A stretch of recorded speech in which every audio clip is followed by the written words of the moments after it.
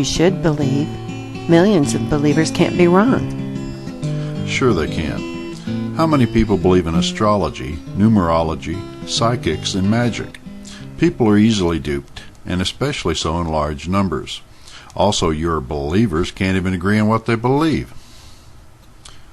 J.H. Johnson writes that some 433 million Muslims believe that the Quran was brought by an angel from heaven. 335 million Hindus believe that one of their gods, Shiva, has 6 arms. 153 million Buddhists believe that they will be reincarnated. 904 million Christians believe a God made the world in 6 days. Joshua stopped the sun by yelling at it, and Jesus was born of a virgin and nullified natural laws to perform miracles. Why should we believe any of these fantastic tales brought to us from 2,000 to 3,000 years ago by ignorant, superstitious men? Why don't you just have faith? Quote from an unknown source, "Faith is what your preacher says you must have so that you'll believe all the other stuff he wants to tell you."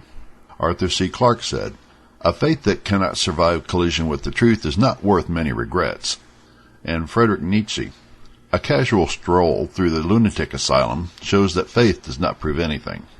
If you insist that everyone has faith in something, I'll admit that my faith lies in humanity, the human ability to deal with the real world using human reason and compassion. I have faith that we are not born as flawed sinners. We are born whole, with brains capable of dealing with life challenges, unassisted by mythology and supernatural belief systems.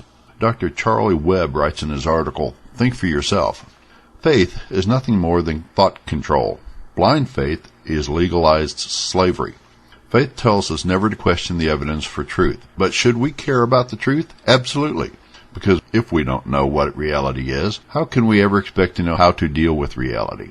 To find the truth, we simply need to think for ourselves and examine the evidence. Evidence is everything. All the world's evidence tells us that whoever wrote the Bible and whoever wrote the Quran knew absolutely nothing about geography, geology, astronomy, biology, or evolution. They thought their world was flat. They shared their profound ignorance of their time, and yet we are told to have faith that these primitive people knew more than we do, and only blind faith could swallow such a yarn. Also, if faith is all that is necessary to believe in God and accept the Bible as true, then doesn't that make all other religions true too? They only require faith. If you don't believe in God, then what's the point of living? Well, why does living need to have a point at all? Do the lilies of the field need to have a point to live? If you must have a point, then decide on your own meaning of life. We believe that it's much better to determine your own purpose than to have some church do it for you based on their agenda. Doesn't being an atheist cheapen life? Well, actually, religion cheapens life. Being an atheist makes life more precious. Since there is no afterlife, you must come to terms with the fact that it is the only life you'll ever get. If an atheist throws himself in front of a bus in order to save a child, that action is much more meaningful than if a Christian did the same thing. The Christian thinks that they'll just go to heaven and live there. Look at the 9/11 massacre in New York City and Washington, D.C. These religious Muslim people thought that their actions would hasten and ensure their entry into eternal bliss. But what they actually did was throw away the only life that they had in an act of faith. But you must be forgiven for your sins. What if I told you there's no such thing as sin? Sin is a concept that is sold to you by your religion. Paraphrasing Dan Barker in his excellent book, Losing Faith in Faith, would you buy a bandage from a person who comes up to you and cuts you in order to sell you a bandage? Religion tries to sell you a cure for a problem of its own making.